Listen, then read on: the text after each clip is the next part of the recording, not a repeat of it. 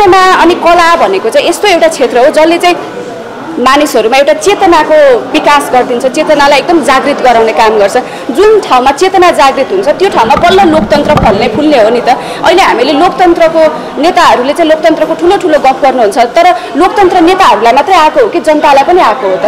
यदि जनतालाई पनि आएको हो भनेदेखि चाहिँ जनताले पनि आफ्ना अभिव्यक्तिहरू मजाले राख्न पाउनु पर्यो अनि मजाले कुराहरू राखेको कुरा चाहिँ सबैलाई देखाउन पनि पाउनु पर्यो। सिनेमा एउटा चाहिँ एउटा महत्त्वपूर्ण क्षेत्र हो जसले चाहिँ समाजलाई नै एउटा बदल्ने एउटा शक्ति राख्छ अनि सिनेमामा नै यसरी कैची ताला लाउने गरिसके पछाडि त हामीले समाजमा सृजनशीलता फैलाउँछौँ, मौलाउन दिन्छौँ भन्ने त्यो उहाँहरूले भाषण गरेर केही पनि अर्थ छैन। उहाँहरूले जुन कार्यमा चाहिँ यस्तो खालको काम गर्नुभयो, अलिकति पाबन्दी लगाउने कामहरू गर्नुभयो भनेदेखि चाहिँ उहाँहरूको बोली एउटा व्यवहार अर्को भन्ने बुझिन्छ। समग्रमा त्यही नै हो। यो अब सेन्सरका कुरा त हामीले गरिहाल्यौँ होइन। तपाईँ अहिले फिल्म हेरेर जुन हिसाबले निस्किनु भयो त्यहाँ महिलाको क्यारेक्टर हेरेर तपाईँ आफै पनि महिला हुनुहुन्छ होइन। समग्रमा फिल्म चाहिँ कस्तो रहेछ खास? मैले अघि पनि भने सिनेमा एकदमै राम्रो छ। सिनेमा कुन अर्थमा राम्रो छ भने सिनेमाको अब जनरहरू अलग अलग हुन्छन् होइन, तर अब यो विधाको सिनेमा चाहिँ भलै यो फिक्सनल हो तर यहाँ देखाएको कथावस्तु चाहिँ एकदमै समाजसँग मिल्दोजुल्दो, समाजमा भएको अलिकति ओरिजिनल टेस्ट भएको खालको सिनेमा छ। मैले अघि पनि भने अब नेपालमा युवा जनसङ्ख्याहरू चाहिँ एकदमै धेरै बढी भएको एरा हो, यो टाइम हो। यो टाइममा सबैतिर अब युवा पुस्ताहरूको प्रतिनिधित्व देखिँदै गर्छ, चाहे त्यो पोलिटिक्समा होस्, चाहे त्यो तपाईको जर्नलिजम सेक्टरमा होस् होइन, चाहे त्यो तपाईले सरकारी निकायहरूमा हेर्नुहोस्, सबैतिर युथहरूको रिप्रेजेन्टेसन चाहिँ अहिले बढिरहेको छ।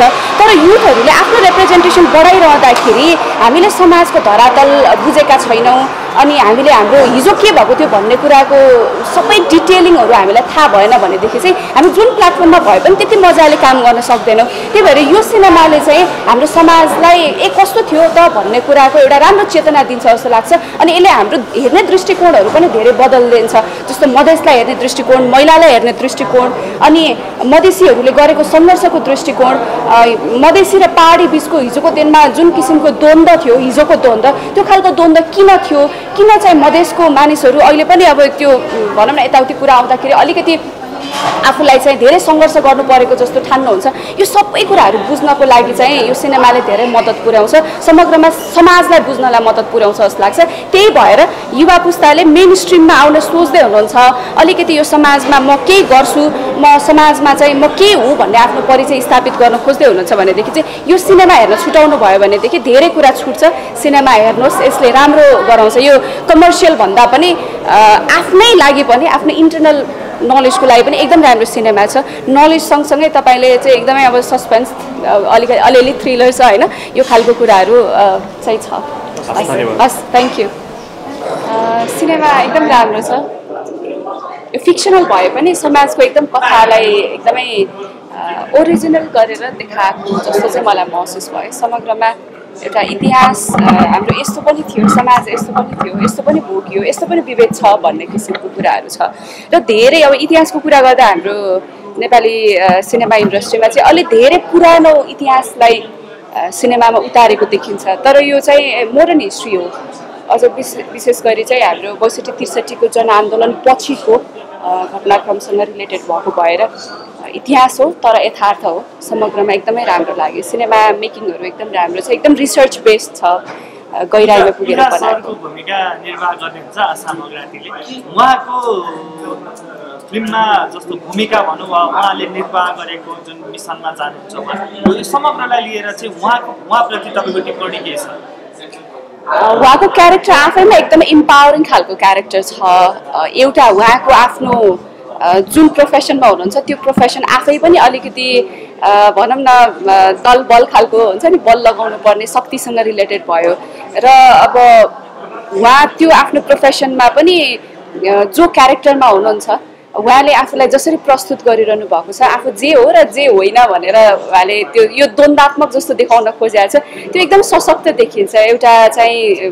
एउटा मान्छेले कतिसम्म आफूलाई इम्पावर्ड गराएर अगाडि बढाउन सक्छ भन्ने कुरा प्रतीकात्मक रूपमा। विषयमा कुरा गरौँ, सेन्सर कतिको कैँची चलाइएको रहेछ यहाँनिर फिल्ममा, कतिको महसुस गर्नुभयो तपाईँले? सेन्सर एकदम राम्रै चलाइएको रहेछ। यो आपत्तिजनक छ, नेपालको सिनेमा इन्डस्ट्रीमा पछिल्लो समय सेन्सरको विषय एकदमै चर्को गरी आइरहेको छ। हामीले बोल्न पाउँदैनौँ भनेर सामाजिक सञ्जालमा एकदम बोल्न पाइएन भन्ने कुराहरू भन्छौँ नि, सिनेमाको पनि यो समग्र सिनेमा आफैमा एउटा आवाज हो। यो आवाजमा कहीँ कतै आवाज चाहिँ काटिएपछि त्यो के भन्न खोजेको भन्ने कुरामा कहिले कहिले त्यसले जति मिनिङ दिनुपर्ने हो त्यो मिनिङ दिन सक्दैन। त्यही भएर आर्टिस्टिक वेमा चाहिँ सिनेमामा देखाइएका सबै कुराहरू त्यहाँभित्र कन्टेन्ट आवश्यक परेर नै राख्ने हो। अनि सेन्सर लगाउने भन्ने कुरा आफैमा मलाई चाहिँ कस्तो लाग्छ भने त्यसले समाजमा साह्रै नकारात्मक असर पार्छ। साह्रै त्यसले चाहिँ भनौँ त्यो बाहिर आउने बित्तिकै तलमाथि केही हुने खालको कुरा छ भने अलग विषय हो। होइन भने सिनेमालाई फल्न फुल्न दिनुपर्छ। सिनेमा मात्रै होइन, कला जगतलाई नै फल्न फुल्न दिनुपर्छ। तपाईँ लेख्ने मान्छेलाई यो शब्द चाहिँ नलेख भन्यो भने उसले त्यो आफ्नो लेख्ने कुरा कसरी व्यक्त गर्न सक्छ? सिनेमामा पनि त्यस्तै कुराहरू छ। यो सिनेमामा पनि धेरै कुराहरू त्यस्ता काटिएका रहेछन् जो अहिले चर्चामा पनि छ। मलाई लाग्छ यो आफैमा यो सिनेमालाई गरिएको अन्याय हो। तर चाहिँ आम नेपाली दर्शकहरूले चाहिँ यो सिनेमालाई हेर्न छुटाउनु भयो भनेदेखि धेरै कुरा छुटाउनुहुन्छ होला। किनभने नेपालमा अहिलेको जनसङ्ख्या हेर्ने हो भनेदेखि हामी के भन्छौँ, युवाको जनसङ्ख्या धेरै छ र यो चाहिँ हाम्रो डेमोग्राफिक डिभिडेन्ड लिने बेला हो भनेर भन्छौँ। तर अब युवाको जनसङ्ख्या धेरै भएको ठाउँमा युवाहरूले मेन स्ट्रिममा आउनुपर्ने टाइम चाहिँ एकदमै धेरै अब आवश्यक भएर गइरहेछ। यो अब निड होइन कि इम्पोर्टेन्ट एउटा चाहिँ फ्याक्टर भइसक्यो कि युथहरूको प्रेजेन्स चाहिँ।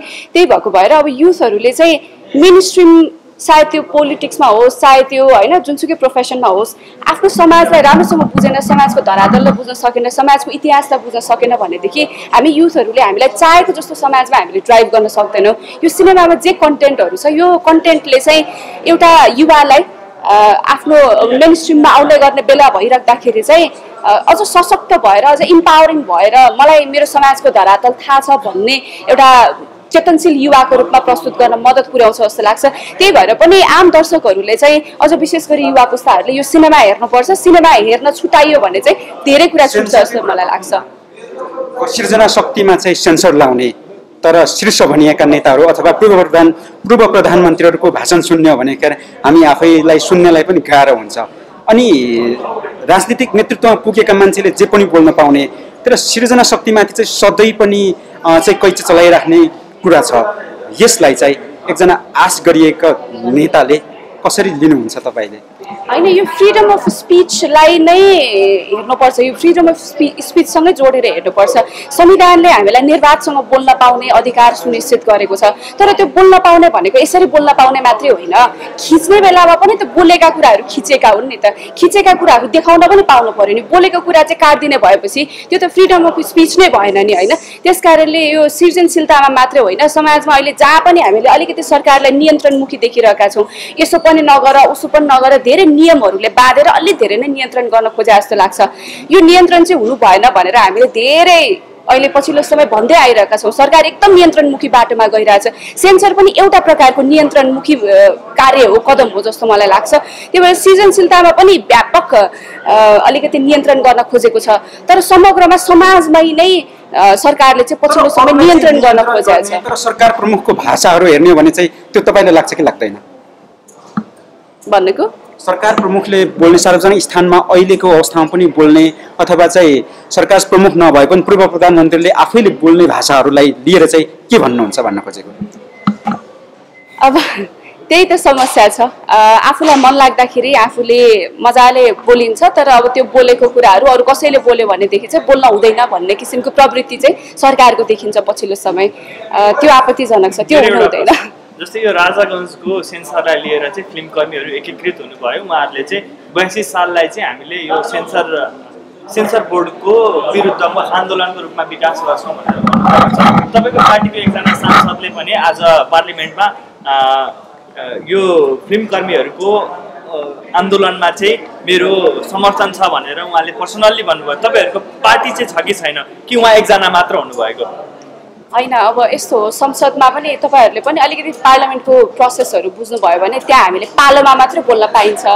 आज असिमजीले बोल्नुभयो, सायद असिमजीले नबोल्नु भएको भएदेखि आज पार्लियामेन्टमा कसैले पनि बोल्दैन थियो। यत्रो दिन भइसक्यो, यत्रो सिनेमामा कैँची चलाएको कुरामा यत्रो धेरै कलाकर्मीहरू, यत्रो धेरै फिल्म इन्डस्ट्रीको साथीहरू एकै ठाउँमा आएर आन्दोलन गरिरहनु भएको छ, तर कसैले पनि संसदमा यो विषय उठाएको थिएन। र अब आज यो सिनेमा हेर्न आउने चाहिँ संजोग पर्यो, तर मैले पनि तयारी गरेको थिएँ, तर अब आज बोल्न पाइएन, मेरो पालो परेन। अब केही दिन पछाडि पालो आउँछ, त्यतिखेर म बोल्नेछु, मलाई लागेको कुराहरू। आफ्नो व्यक्तिगत रूपमा बोल्नुहुन्छ कि पार्टीबाटै एउटा एकीकृत रूपमा चाहिँ तपाईँहरूको वक्तव्य जारी हुन्छ अथवा पार्टीकै आवाजमा बोल्नुहुन्छ भन्न खोजेको? होइन, यो पार्टीकै हो। पार्टीको सांसदले बोलेपछि त्यो पार्टीकै कुरा हुन्छ, पार्टीले नै बोलेको हुन्छ। समग्रमा राष्ट्रिय स्वतन्त्र पार्टीले अभिव्यक्तिको स्वतन्त्रतामाथि सदैव आवाज उठाइरहेको छ। पछिल्लो समय सरकारको नियन्त्रणमुखी कदममाथि आवाज उठाइरहेको छ। चाहे त्यो नियन्त्रण सडकमा होस्, चाहे त्यो सदनमा होस्, चाहे त्यो फिल्ममा होस्, चाहे त्यो कथा कवितामा होस्, कहीँ पनि सरकारको त्यो नियन्त्रण चाहिँ स्वीकार्य हुँदैन भन्ने हाम्रो धारणा हो। हामीले त्यो भनिराखेका छौँ। त्यस कारणले पनि यो नियन्त्रणप्रति पनि हाम्रो आपत्ति छ। सरकारले यो सेन्सर लगाएको कुरा ठिक भएन। जुन हिसाबले यो सङ्घीय लोकतन्त्रलाई मधेसको जुन भूमिका थियो, त्यो आन्दोलनको भूमिका थियो, त्यो भूमिकाप्रति चाहिँ अहिले सरकारले जुन हिसाबले यो सेन्सरमा चाहिँ कैँची लगाएन, त्यो विषयमा के भन्नुहुन्छ? मलाई लाग्छ यो चाहिँ अब मधेस पहाड आन्दोलन भन्दा पनि कसैले आफूले बोलेको कुराको भारी बोक्नलाई अलिकति नखोजेको हो कि जस्तो मलाई लाग्छ। अथवा जसले बोल्यो उहाँले भारी बोक्न नखोज्या भन्दा पनि उहाँको वरिपरि भएको मान्छेले हामीले जोगाउनु पर्छ भनेर बढी नै डराएको हो कि। अब यसले के पनि सङ्केत गर्छ भनेदेखि जो कैँची चलाउने ठाउँमा छ त्यो कैँची चलाउने मान्छे पनि त्यो बोल्ने मान्छेको वरिपरिको मान्छे हो कि भन्ने कुरा पनि सङ्केत गर्छ। त्यही भएर यो कुनै आन्दोलन अथवा त्यसलाई चाहिँ सरकार त्यो तरिकाले होइन जस्तो लाग्छ। यो चाहिँ आफूले बोलेको कुराको भारी बोक्नलाई डराएको हो जस्तो मलाई लाग्छ। संसदमा जुन हिसाबले चाहिँ यो सरकार चाहिँ एकदमै तानाशाही हिसाबमा गयो, विधेयकदेखि लिएर हरेक कुरामा चाहिँ तानाशाही भयो भनिरहँदाखेरि यो फिल्ममाथि चाहिँ यो सेन्सरको विषय लगाएर चाहिँ तपाईँको यो कैँची लगाउनु भनेको यो सरकारको तानाशाही नै हो जस्तो? यो त प्रवृत्ति ठिकै होइन नि। यो चाहिँ चलचित्र ऐनको तपाईँको चलचित्र ऐन 2026 को दफा 26 कि कति टेकेर 2080 को कार्यविधि बनाएको रहेछ। मैले हेरेको थिएँ, किनभने आज मेरो बोल्ने तयारी पनि थियो। तर त्यो कार्यविधिमा कहीँ पनि प्रधानमन्त्री भन्ने शब्द बोल्न पाइँदैन भन्ने छैन। नियममा नभएको कुरा टेकेर उहाँहरूले कसरी कैँची चलाउनु भयो, मलाई यसमा आपत्ति छ। अब त धेरै कुराहरू संसदमा म प्रश्न सोध्छु, किनभने अब मिडियामा राखेको कुराहरू दर्शकहरूलाई काम लाग्ने हो, तर सदनमा राखेको कुरा त्यहाँ हाम्रो सरकारले चाहिँ जवाफदेही हुनुपर्छ, मन्त्रीज्यूहरूले जवाफ दिनुपर्छ। त्यही भएर यो प्रश्न त म संसदमा सोध्छु नै। आज पालो आएन र मात्रै नभए म सोध्छु नै भनेर बसेको थिएँ। अर्को दिन